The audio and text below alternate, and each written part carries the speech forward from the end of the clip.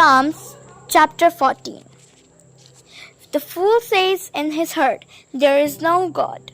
They are corrupt, their deeds are vile. There is no one who does good.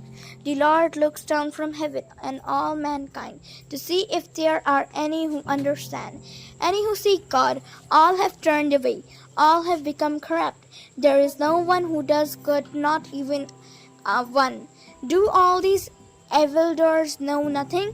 They devour by my people as though eating bread. They never call on the Lord, but they are overwhelmed with dread. For God is present in the company of the righteous. You evildoers frustrate the plans of the poor, but the Lord is their refuge.